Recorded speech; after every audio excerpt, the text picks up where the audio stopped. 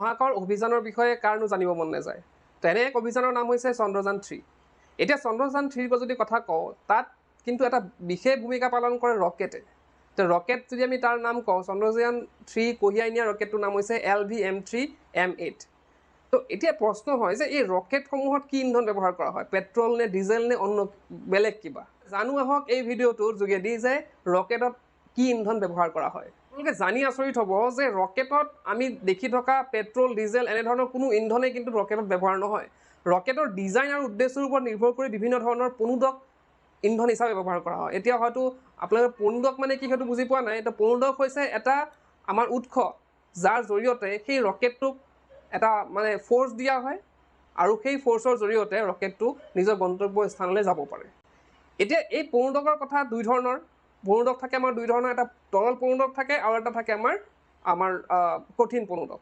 এতিয়া তৰল ৰকেটত আমাৰ তৰল পণোদক ব্যৱহাৰ কৰা হয়, যেনে তৰল হাইড্ৰজেন হ'ব পাৰে, তৰল অক্সিজেন হ'ব পাৰে বা RP1 বুলি কোৱা হয়। কেৰাচিনৰ যোনটো পৰিশোধিত ৰূপ আছে সেইটোক RP1 বুলি কোৱা হয়। লগতে তৰল অক্সিজেনৰ সংমিশ্ৰণ ব্যৱহাৰ কৰা হয়।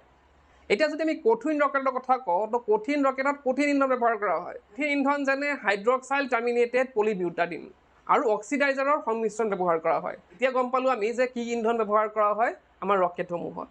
এতিয়া আমি ইন্ধনৰ কথা গম পালোঁ। এতিয়া আৰু এটা প্ৰশ্ন হয় যে ৰকেটে সেই কৃত্ৰিম উপগ্ৰহটো কিদৰে নি পেলাই মহাকাশত এৰি দিয়ে। এতিয়া পৃথিৱীৰ মধ্যাকৰ্ষণ শক্তিক অতিক্ৰম কৰি ৰকেটে নিজৰ শক্তিশালী ইঞ্জিন ব্যৱহাৰ কৰি এটা থ্ৰাষ্ট উৎপন্ন কৰে। থ্ৰাষ্ট উৎপন্ন কৰি উপগ্ৰহ এটা উৎক্ষেপণ কৰে। ৰকেটটো উপগ্ৰহ আৰু প্ৰয়োজনীয় ইন্ধন দুয়োটাকে কঢ়িয়াই লৈ ফুৰে। ৰকেটত এটা ইঞ্জিন জ্বলোৱাৰ লগে লগে ই এক বলৰ সৃষ্টি কৰে, যিয়ে ৰকেট আৰু উপগ্ৰহক মহাকাশলৈ আগুৱাই লৈ যায় আৰু আকাংক্ষিত উচ্চতাৰ উপনীত হ'লেই উপগ্ৰহটোক পৃথিৱীৰ চাৰিওফালে নিৰ্দিষ্ট কক্ষপথত মুকলি কৰি দিয়া হয়। এনেদৰে ৰকেটৰ সহায়ত কৃত্ৰিম উপগ্ৰহসমূহ মহাকাশত এৰি দিয়া হয়। কেনে পালে ইনফৰমেশ্যনখিনি কমেণ্ট বক্সত জনাব নাপাহৰিব। তো আজিৰ ভিডিঅ'তে শেষ কৰিলোঁ। Keep supporting Assamese এক্সপ্লৰাৰ।